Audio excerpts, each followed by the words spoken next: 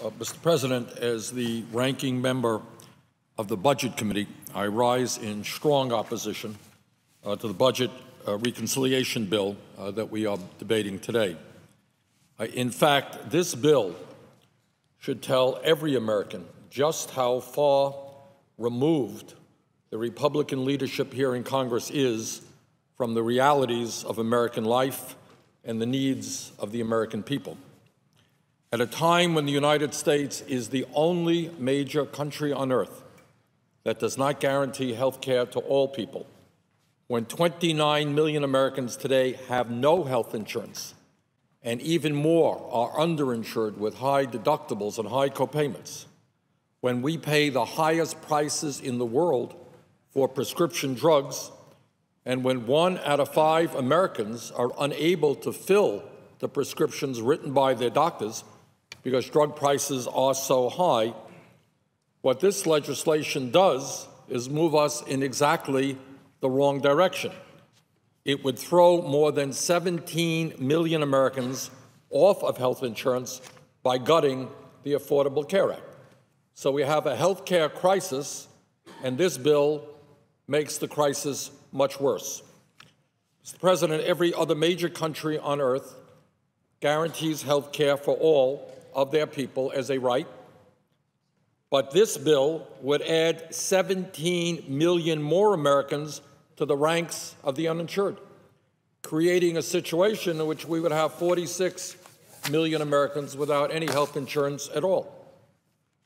Now, I think any sensible person would ask an obvious question. What happens to people who lose their health insurance? How many of those people will get much sicker than they otherwise should have because they were unable to go to a doctor when they needed to go? How many of those people will not be able to get the prescription drugs they need? In fact, how many of those people will die? And let's be frank, when you throw 17 million people off of health insurance, people will die because they don't go to a doctor when they should, they don't get into the hospital when they should. We know that before the passage of the Affordable Care Act, 45,000 Americans died each year because they lacked health insurance and didn't get to a doctor on time. I have talked to many doctors in Vermont and throughout this country who tell me, yes, of course, people walk into their door, much sicker than they should have been. And when the doctor says, why didn't you come 6 months ago when you were sick? They said, well, I don't have any health insurance. And I couldn't come. And by the time they walk into the door, too often it is too late. That is not what should be happening in America, but that is what will increasingly happen if this legislation were to pass. Mr. President, in the United States of America, when you are sick, you should be able to access health care and see a doctor. That is not a radical idea. And when you go to the hospital, you should not end up in bankruptcy. Instead of throwing 17 million Americans off of health insurance, what we should be doing is expanding on the improvements of the Affordable Care Act to make health care a right of all people, not just a privilege. Further, let us be clear, and I think everybody here in the Senate understands this, the bill we are debating today is a complete waste of time.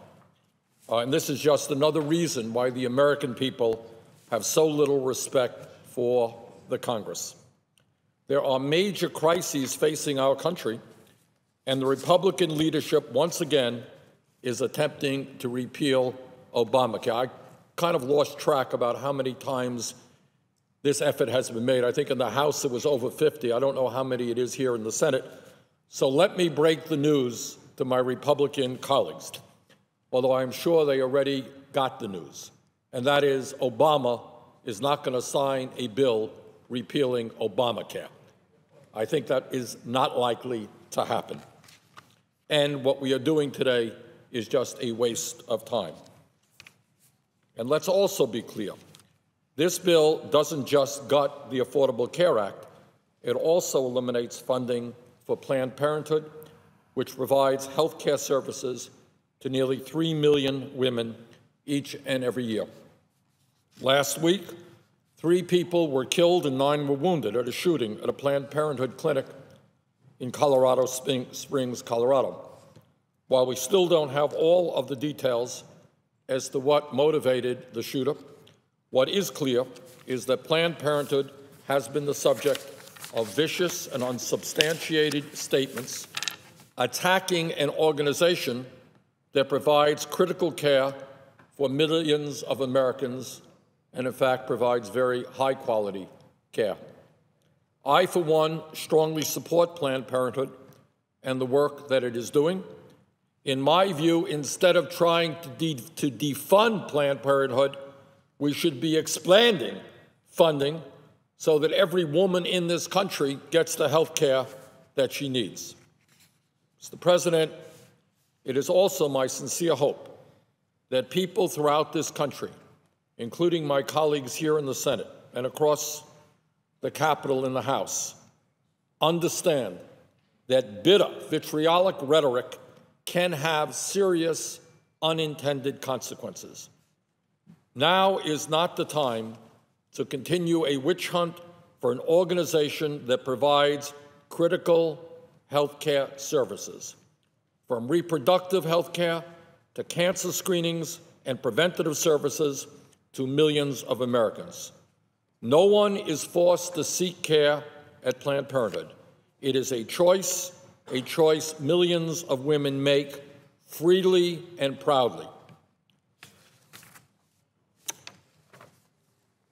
Mr. President,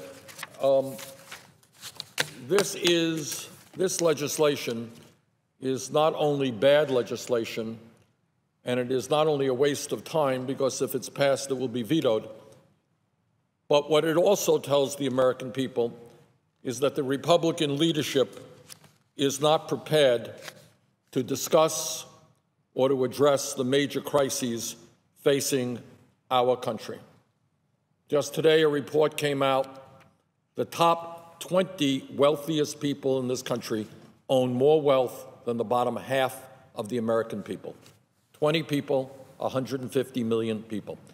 The level of wealth inequality in America is grotesque and unacceptable. Not one word in this bill addresses that issue. Mr. President, today in America, millions of our people are working longer hours for lower wages. They're working 2 or 3 jobs just to survive. And yet 58% of all new income created is going to the top 1%. Is there anything in this legislation that would raise wages for millions of American workers who are struggling to keep their families solvent? So, Mr. President, this is a bad piece of legislation. It's a piece of legislation that is not going to go anyplace because it's going to be vetoed. And it's a piece of legislation, I think, that speaks to why the American people are giving up in so many ways on the political process. People are struggling all over this country. They are hurting. They're working longer hours for lower wages. They can't afford to send their kids to college. They can't afford child care. They're worried about high unemployment. And this bill attempts to repeal Obamacare. That's where we are. So, Mr. President, I hope very strongly that this bill is defeated. If it is not defeated, I hope and expect the President will veto it. With that, I yield the floor.